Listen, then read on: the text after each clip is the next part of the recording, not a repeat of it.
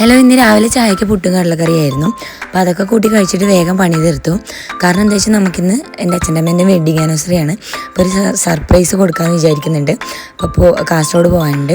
അങ്ങനെ നമുക്ക് വേഗം റെഡി ആവണം. അങ്ങനെ ഞാൻ പുറത്തേക്ക് നോക്കുമ്പോൾ ഒരു മയിൽ നിർത്താൻ ചെയ്യുന്നുണ്ട് കേട്ടോ. അപ്പോൾ ഇവിടെ ഏകദേശം അടുത്ത് 2-3-4 മഴ കിട്ടി. പക്ഷെ ഇന്നൊരു മൂടി കെട്ടിയ കാലാവസ്ഥയാണ് കേട്ടോ. മഴ പെയ്യാൻ സാധ്യതയുണ്ട്. കുറച്ച് സമയം ഞാൻ അതൊക്കെ നോക്കി ഇന്ന് വേഗം പണിയൊക്കെ തീർത്തിട്ട് നമ്മൾ പോവുകയാണ് കേട്ടോ. പോകുന്ന വഴിക്ക് ഗിരീഷേട്ടൻ ആരെ കാണാനുണ്ട്, കുറച്ച് സമയം വണ്ടിയിൽ ഇരിക്കണമെന്ന് പറഞ്ഞു. അങ്ങനെ ഞാൻ കുറച്ചധികം സമയം വണ്ടിയിൽ ഇരിക്കേണ്ടി വന്നു. പക്ഷേ എനിക്ക് ദേഷ്യം വന്നത് അതല്ല, എനിക്ക് വിശപ്പ് കൺട്രോൾ ചെയ്യാൻ പറ്റില്ല കേട്ടോ. അത് കൺട്രോൾ ചെയ്യാൻ പറ്റാത്തതാണോ എന്താ എനിക്കറിയില്ല.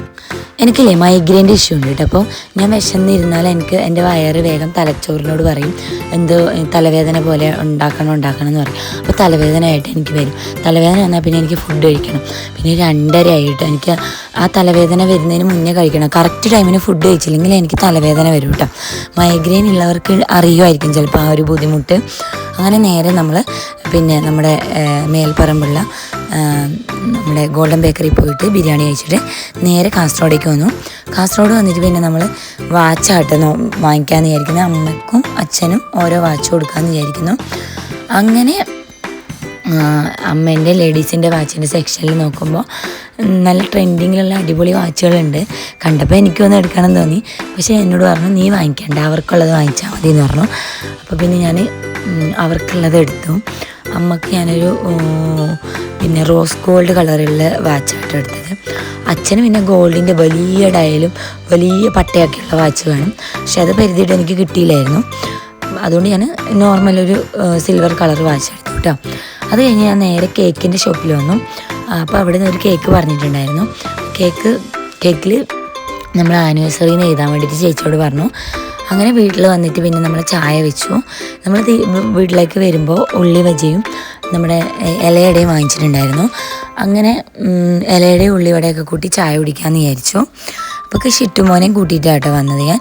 ഷിറ്റുമോനെ കൂട്ടിയതെന്ന് പറഞ്ഞാൽ വീട്ടിൽ നിന്നാണ് കൂട്ടിയത്. കാരണം എന്താ വെച്ചാൽ അവനെ കൂട്ടേണ്ട സമയത്തിന് നമ്മൾ എത്തിയിട്ടുണ്ടായിരുന്നില്ല. അപ്പോൾ അച്ഛൻ കൂട്ടിയിട്ട് വീട്ടിലേക്ക് കൂട്ടിയിട്ട് പോയി അവനെ. അങ്ങനെ അവിടുന്ന് നമ്മൾ കൂട്ടിയിട്ട് വന്നിട്ട് ചായയൊക്കെ കുടിച്ചു. അത് കഴിഞ്ഞപ്പോഴത്തേക്ക് എൻ്റെ അനിയൻ്റെ വൈഫാവാൻ പോകുന്ന കുട്ടിയാണ് കേട്ടോ ചക്കി. അവൾ വന്നു. അപ്പോൾ അവൾ ആനിവേഴ്സറി എന്ന് പറഞ്ഞിട്ട് പിന്നെ വരാൻ വേണ്ടി നിൽക്കുകയായിരുന്നു. അപ്പോൾ അവൾ വരുന്നത് ഞാൻ സർപ്രൈസ് ആക്കി വെച്ചിട്ടുണ്ടായിരുന്നു. പക്ഷേ അവൾ വരുന്നതിന് മുന്നേ ഇവരെൻ്റെ വീട്ടിലെത്തി. ഞാൻ ഇവരോട് ഒരു 6 മണിയാകുമ്പോൾ വന്നാൽ മതി എന്നാണ് പറഞ്ഞത്. ഏകദേശം എല്ലാം സെറ്റാക്കിയിട്ട് വരാമെന്നാണ് പറഞ്ഞത്. പക്ഷെ ഇവരതിന് മുന്നേ എത്തി. അപ്പോൾ ഇവളെ കണ്ടപ്പോൾ ആദ്യം ഒന്ന് ഷോക്ക് അടിച്ച പോലെ ആയി കേട്ടോ. അപ്പോൾ തന്നെ ഇവർക്ക് ഡൗട്ട് എന്തോ അടിച്ചു എന്ന് തോന്നുന്നു. പിന്നെ ഞാൻ വാതിൽ പുറത്തുനിന്ന് ഉള്ളിൽ നിന്ന് പൂട്ടിയിട്ട് ഞാൻ സംഭവമൊക്കെ സെറ്റാക്കി. അങ്ങനെ സംഭവമൊക്കെ സെറ്റാക്കിയിട്ട് അമ്പുവിൻ്റെ ഈ ചിരി കാണുമ്പോൾ തന്നെ അവർക്ക് ചിലപ്പോൾ മനസ്സിലായിട്ടുണ്ടാവും കേട്ടോ. അപ്പോൾ സംഭവമൊക്കെ സെറ്റാക്കിയിട്ട് ഞാൻ അവരെ വിളിക്കുകയാണ് കേട്ടോ. അപ്പോൾ അവൾ എന്തോ ഗിഫ്റ്റൊക്കെ വാങ്ങിച്ചിട്ടാണ് വന്നത്. പിന്നെ അങ്ങനെ ഞാനിങ്ങനെ കാത്തിരുന്നൊരു നിമിഷമാണ് കേട്ടോ. സർപ്രൈസ് കൊടുക്കുന്നതൊക്കെ എനിക്ക് ഭയങ്കര ഇഷ്ടമാണ്, മറ്റാളെ സന്തോഷം കാണുമ്പോഴൊക്കെ. അപ്പോൾ ഇവരെ വിളിച്ചിട്ട് ഇവർ വരുന്നില്ല. ആദ്യം കുറേ വിളിച്ചിട്ടൊന്നും വരുന്നില്ല. അത് കഴിഞ്ഞ് കുറച്ച് കഴിഞ്ഞപ്പോൾ ഞാൻ അങ്ങോട്ട് പോയിട്ട് വിളിച്ചു. അപ്പോഴത്തേക്ക് ആ പൊട്ടിക്കുന്ന എന്താ ഷുഗർ പോപ്പ് അല്ല, എന്ത് പോപ്പ്, പാർട്ടി പോപ്പ് എനിക്ക് അതിൻ്റെ പേര് അറിയത്തില്ലായിരുന്നു. അമ്പ് കേട്ടോ അതിൻ്റെ പേര് പഠിപ്പിച്ചെന്ന് എനിക്ക്. ആ പാർട്ടി പോപ്പൊക്കെ മേടിച്ച് പൊട്ടിക്കാൻ സെറ്റാക്കി വെക്കുമ്പോഴത്തേക്ക് പാർട്ടി പോപ്പ് പൊട്ടിയില്ല. അങ്ങനെ മൊത്തം ചീറ്റിപ്പോയി കേട്ടോ. അച്ഛനും അമ്മയ്ക്കൊക്കെ നാണക്കേടായി. ഒന്നാമതെ അമ്മയൊന്നും അങ്ങനെ അവരങ്ങനെ ഒരു പരിപാടി ആഘോഷിക്കാറില്ല. എനിക്ക് കല്യാണം കഴിഞ്ഞതിന് ശേഷം ഒരു പ്രാവശ്യമായിട്ട് 25ാമത്തെ വെഡ്ഡിങ് ആനിവേഴ്സറി ആഘോഷിച്ചിട്ടുണ്ടായിരുന്നു. ഇത് ശരിക്കും 31ാമത്തെ വെഡ്ഡിങ് ആനിവേഴ്സറി ആയിരുന്നു കേട്ടോ. അപ്പോൾ എനിക്കിപ്പോൾ 30 വയസ്സായി, എൻ്റെ അനിയന് 28 വയസ്സായി കേട്ടോ. അപ്പോൾ ഈ 30-31 കൊല്ലത്തിൻ്റെ ഇടയ്ക്ക് ഇവർ ആകെ ഒരിക്കൽ ഞാൻ കേക്ക് മുറിച്ചിട്ടുണ്ട്. രണ്ടാമത് ആഘോഷിക്കുന്നതാണ് ഇങ്ങനെ. പക്ഷേ ഞാൻ ഇവർക്ക് സർപ്രൈസായിട്ട് ഒരു ഗിഫ്റ്റ് ഇന്ന് വരെ വാങ്ങിച്ചു കൊടുത്തിട്ടില്ല കേട്ടോ. അപ്പോൾ ഇതാദ്യമായിട്ടാണ്. അപ്പോൾ എനിക്കും ഭയങ്കര സന്തോഷമായി. അങ്ങനെ നമ്മൾ കേക്ക് മുറിക്കൽ ചടങ്ങിലേക്ക് കിടന്നു. അമ്മ കേക്ക് മുറിച്ചു.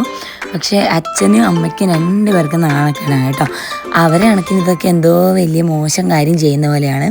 അപ്പം പറഞ്ഞിട്ട് കാര്യമില്ല, പണ്ടത്തെ ആൾക്കാർക്ക് ഇതൊന്നും അത്ര വലിയ ഇതില്ലല്ലോ. പിന്നെ നമ്മൾ മക്കളെ ഒരു മുൻകൈ എടുത്ത് ഇങ്ങനെയൊക്കെ നമ്മുടെ ആഗ്രഹത്തിന് ചെയ്യുന്നതല്ലാതെ അവർക്കിതൊന്നും ഇഷ്ടമല്ലെന്നല്ല, അവർക്കിങ്ങനെയൊന്നും ശീലമില്ല. പിന്നെ ഞാൻ ചിക്കൻ കറി വെച്ചിട്ടുണ്ടായിരുന്നു കേട്ടോ. അപ്പോൾ ചപ്പാത്തിയും ചിക്കൻ കറി ആക്കിയത് അത് കഴിച്ചിട്ട് എല്ലാവരും കൂടി സംസാരിച്ച് കുറച്ച് സമയം ഇരുന്ന് പുറത്ത്. പക്ഷേ അതിൻ്റെ ഇടയ്ക്ക് ഞങ്ങൾ ഒരു റീലെടുക്കാമെന്ന് വിചാരിച്ചിട്ട് ഉള്ളിലേക്ക് വന്നതാണ് കേട്ടോ. അപ്പം ഞങ്ങൾ രണ്ടാളും സ്റ്റെപ്പ് പഠിച്ചിട്ടില്ല.